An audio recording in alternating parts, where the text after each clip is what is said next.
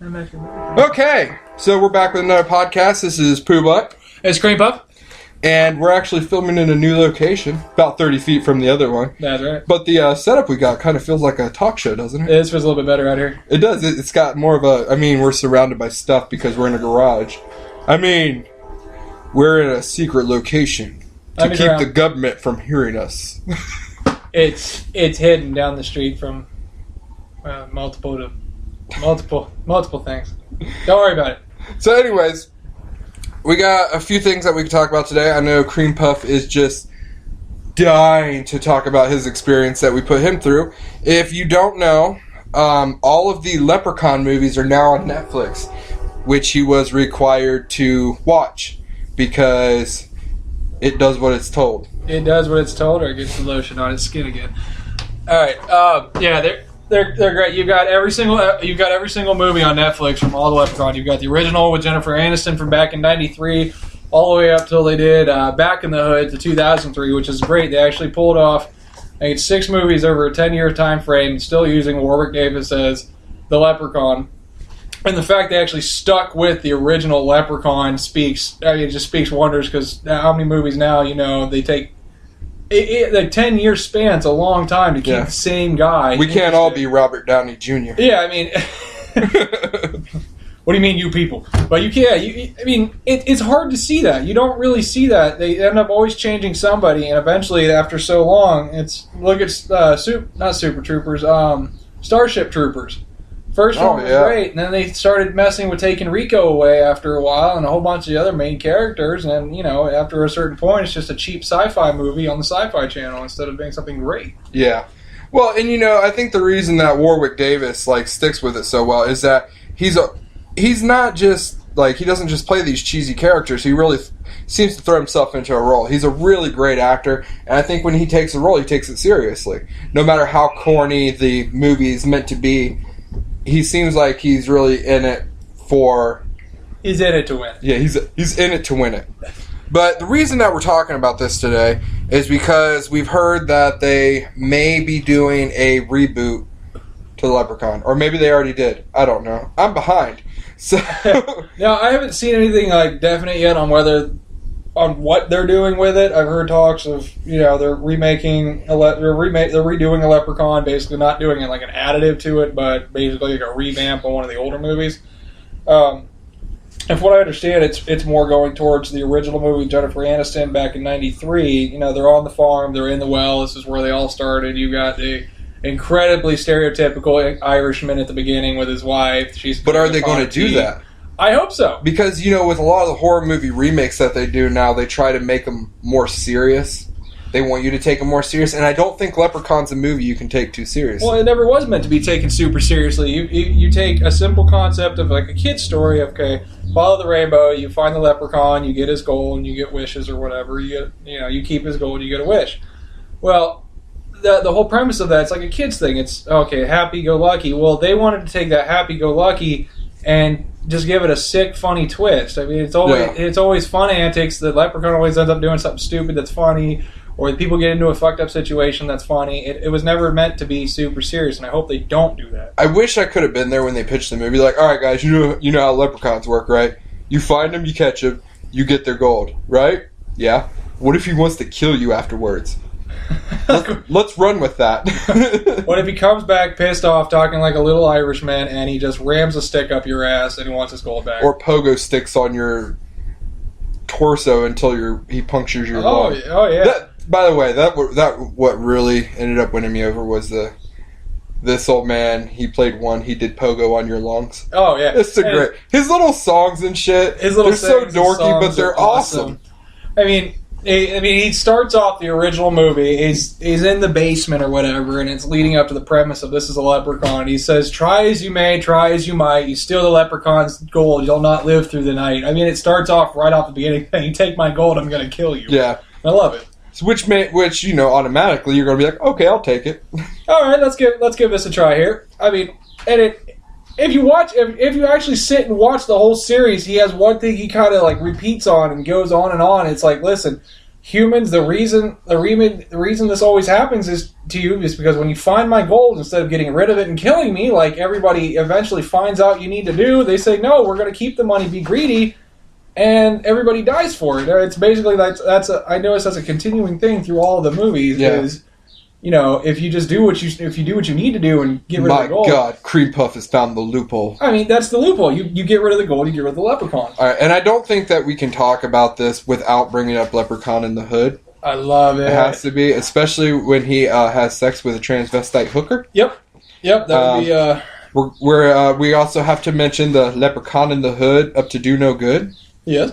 I think what else needs to be thrown in there? A friend with weed is a friend indeed. Yes, right. And he gets stoned off his ass. And I can't help but bring this up, and it's in the beginning when the leprechaun comes to life, and the dude that originally trapped him and kept him in a case, kept a clover on him and everything, that was really smart about it, but he starts pulling bats and guns and shit out of his fucking afro. Oh, yeah, that's... Oh, God, it's great. Ice-T, he's got like 3 or 4 different weapons he just whips out one after another, gun, bat, all kinds of stuff.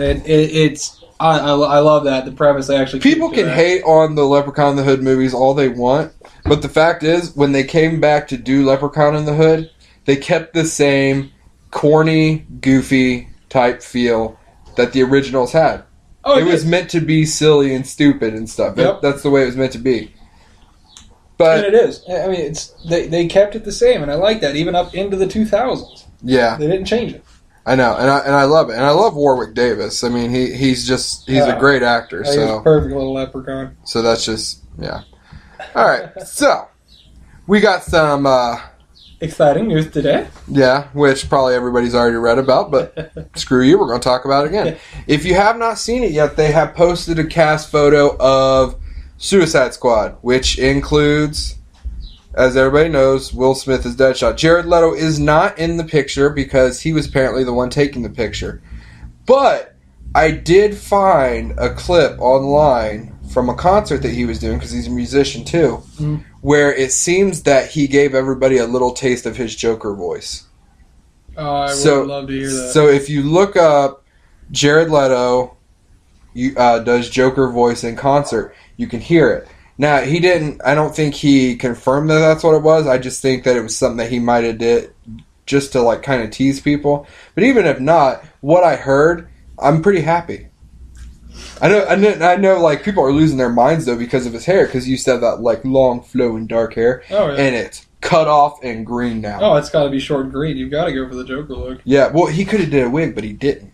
He's committing to it. Yeah, and that's what you need. But he does that. He does that to all of his roles. He commits fully to him. Will Smith is bald now.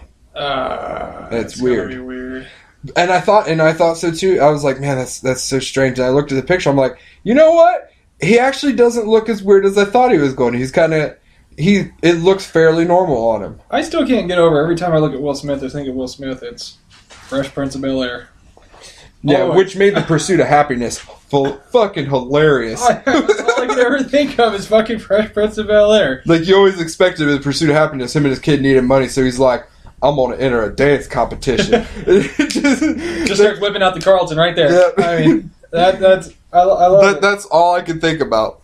So, that's out there. They are planning to do a Gremlins reboot. I hope to God they do. I don't. That's a movie I can't see, I just can't see somebody remaking. I can't see people remaking the Gremlins movies. Well, I'm curious to see how it's going to be, because, I mean, even in our generation, I watched the hell out of that growing up. I still watch the hell out of it. I have them on Blu-ray. Oh, that's fantastic. I have to. But, so it seems that Warner Brothers is, they have Carl Ellsworth, who scripted Disturbia and Last House on the Left remake, and the Goosebumps film that's up and coming. They're working on a Goosebumps film, which I'm kind of excited about that. That's for another podcast, though. But he's going to write the remake for Gremlins. So I wonder at that point, are they going to do exactly what we were talking about, hoping them not do on Leprechaun, and actually go for the full-blown serious kind of feel here? Because both of those movies, extremely dark, serious, just death and but kill funny. Everybody. What, like Last House on the Left? Oh, you mean That's what I'm talking. That's what I'm talking. Is he going to try and make Gremlins serious? Yeah, like super serious. Because the old Gremlins, they're funny. You get the goofy little Gremlin. You can't be serious. It can't be serious. You get the funny little Mogwai. Don't feed them. They're the assholes when they turn into Gremlins. But then you got the ones that like start cross-dressing, drinking, smoking cigars. And shit like that. No, you can't go too serious with the Gremlins. I hope they don't. But there is a rumor out there that Chris Columbus, who is the original screenwriter, could be directing it. I hope so. So we may have somebody on there that might be able to, like, if they start crossing the line, he's like, no, let's not do that. Yeah, I hope so. And on our last podcast, we talked about the Grand Theft Auto movie, and we actually found a little more information on it. Apparently, we are retarded. Yeah. It's not going to be based off the video game, but it's the closest thing we're going to get. It's basically going to be a movie about the creator of Rockstar Games and co-founder Sam Houser. And it's going to be basically centered around him and his going head-to-head with Jack Thompson, who was the Miami lawyer that basically tried to get games like GTA. He's focused on GTA as an example, but he was trying to ban the violent video games. And so, I mean, that could be pretty cool. I'll still watch it. Yep. So let's give a big boo shout out to that asshole. Yeah. Nobody likes him. But what was it? Grand Theft Auto 4. There was a character in a lawyer's office, a law firm, that you could kill that was based on Jack Thompson. Yeah, his dude bitched and complained about all the violent stuff they had to take off. Because even if you listen to the radio cast and stuff, you get on in the news on the cars and stuff like that, every once in a while you'll catch a little snip where there's some asshole. And I don't think they called him Jack Thompson, but it was like a funny like play on his name or some shit like that. It's definitely based on him, but but Daniel Radcliffe is playing Sam Houser. He is playing it. That's who they cast for it. Harry Potter. There, now we fixed ourselves. See, take responsibility. We were wrong. We fucked up. It's all good. We fixed it. See, we got some other movie news coming up. Anybody that is a fan of Homer's The Odyssey, it looks like, once again, they're going to be making a Odyssey movie. So this is about the 300th Odyssey movie they've made. Yeah. You know what, honestly, my favorite Odyssey movie is? Oh, Brother, Where Art Thou? Did you know that was based on The Odyssey? Really? Yeah. I love that movie. John Goodman's character, he was the Cyclops. Yeah. And when they throw that flag and it's like coming straight towards his eye, it's supposed to be like the speared olive branch that they used to blind the Cyclops. Huh. It's the story of a man that was taken away, and he's doing whatever he can to get back to his queen to win her back over from other suitors. Huh. The entire thing is based off the Odyssey. The women in the lake are the sirens. Okay. Yeah. Okay. Yeah, so the whole thing is based off the Odyssey. So that's really one of my favorite adaptations because it's, I don't know, plus it's a fun movie. It's a great movie. I enjoyed it. But it looks like the people that they have directing it is Francis Lawrence, and he's the one that directed the Hunger Games films. And he's also the one that's directing Mockingjay Part 2. So, he's worked on blockbusters. He's worked on stuff that's popular. I haven't seen Hunger Games. I haven't. I've heard good things, though. My wife saw it. She was absolutely thrilled with it. When she's not really into those kinds of movies, so the fact that she was thrilled with it was great. I believe Jeebus saw it. Did he? And he enjoyed it, but he also read the books because I didn't want to read the books because after, the Twilight saga, I was kind of burned out, and I was afraid that that's what it was going to be. It's going to be that teenage girl drama shit. Yeah, but apparently it's not. Ruined it for me. But he said it's not. He's like, it's nothing like that. Well, yeah, and that's, I like that you brought up the Twilight because that's just something that shouldn't have happened. And I think that's a lot of what ruined me going and seeing those movies. Mm-hmm. Because it looks cool when you're looking at it, but after what they did with Twilight, at first I thought, okay, great. We got you got tricked into it too, didn't you? Yeah, it's like, okay, great. We got vampires, werewolves, some of the greatest things. I love these things. The horror things here, and you watch it. And it's just it's a teenage love story. It's sparkly vampires. And it's a teenage love story about a girl and a pedophile. Basically, can we all just point that out? I know it's been said before, but he's hundreds of years old. And I'm just saying, it's weird. And he's sucking her blood. Yeah. And it gets a little strange. And then they have a baby, and then the baby's like vampire baby. But it's, yeah. I got tricked into it too because it's like Twilight, and it's about a vampire and a wolf going at it for their true love. And I was like, that actually sounds a little interesting. But then you watch it and you're like, my God, what the hell is this? All I can do is sit back and go, hey. It's terrible. Oh, and speaking of Twilight, did you know that 50 Shades of Grey was a Twilight fan fiction before it was 50 Shades of Grey? That's terrible. It makes sense, though. That's Does it not make sense? It does, but that's so bad. Yeah. Then they're like, hey, this fan fiction, we're going to turn it into a regular book. We're going to get all these horny old housewives all hot and bothered. Then we're going to make a movie. And you know what? It's the movie. I was really confused because Did you watch it? No, I didn't watch the movie. I haven't watched it. My wife went and saw it, and she told me some of it. But I bought the original book for her, and I bought all the other books for her after she got done with that one, and she was hooked on them. She was a little weirded out because she's not into the bondage and everything like that. But she really enjoyed them, and well, what I heard about it is it was bondage without bondage. It was. Well, basically what they did. That's all I've heard about it is that, like, it's pseudo bondage where they try and pretend that they're kinky. Yeah. Everything I've heard about it, I'm like, that's not really that bad. And I believe College Humor did it. They had Gilbert Godfrey reading passages from 50 Shades of Grey. Oh my God, dude, it's amazing. I can listen to that whole book. It's the best thing ever. It's hilarious. Why don't you grab my cock? It was like, he stuck his thumb in my ass and rotated it slightly. Holy fuck! It was great. And that's just, how the hell did we get on it? Oh yeah, the Odyssey. Talking about bondage and so anyways, yeah, the guy that he worked on the Hunger Games, he's apparently the one that's going to be signed on to work on it. And apparently a couple of the producers and screenwriters and stuff that also worked on it are going to be on it. So hopefully they do it justice. I know it was one of my favorite books to read in school, which is weird for any person to say because it was so damn long. The Odyssey. Homer's Odyssey. It was, but it's how old of a... It's a really old story. I mean, it comes back from... But it's great. It is. And it's the so fact that it's good. lasted this many generations and people are still trying to use that as a base point. Okay, we're going to make a movie, we're going to put a twist to it, but we're going to base it off of this. It's going to have these qualities. Well, one of the things that me and Jeebus talked about on our on a podcast, which I don't believe it's came out yet.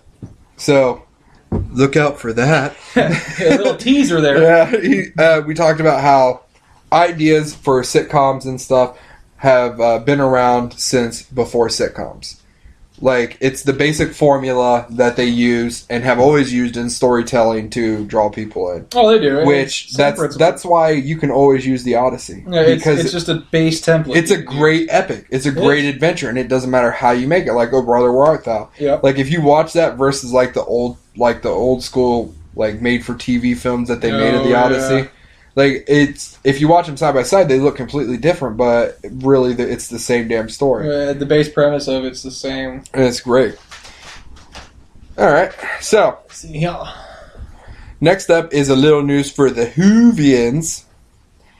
Did you know that you can now buy your own K9?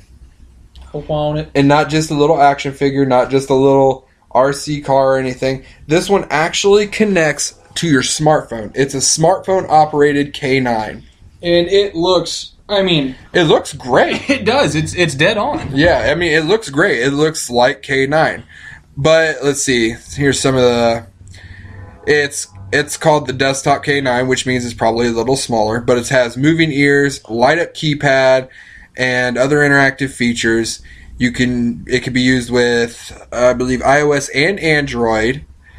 And... it looks like that his nose probe also extends, so that's pretty cool. So it's gonna keep to what K9 is. Yeah, I mean, and it really looks like him. So, like, it's a desktop one, so it's probably small. It's probably more, it's like the mini. It's like a teacup K9. Oh, probably a teacup poodle. Is my new dog. Probably about the size of a miniature dash hound. I would assume. Oh yeah, but that's cool. Yeah, I want that. It's expensive though. It's about $74 in money. Yeah. say it's about 70 euros. They're saying it's a little bit over $100, so it's gonna be somewhat pricey, but it's officially licensed. This isn't. This is an officially licensed product. Yep. And it kind of has to be because the whole operating thing is on iOS and Android. So they really put in some work on this. So that's pretty cool and pretty excited about that. I will probably not get one for a while because that's lots of money. That's extra money that I don't have. Yeah, but that seems to happen a lot to me. Living the lifestyle. Living the life, man. Living the life. Dave's not here, man. Dave's not here. Covered about enough for today. So we're going to go ahead and cut this one off now. You guys take it easy. I'm PoohButt. I'm Green Puff. And we'll see you next time.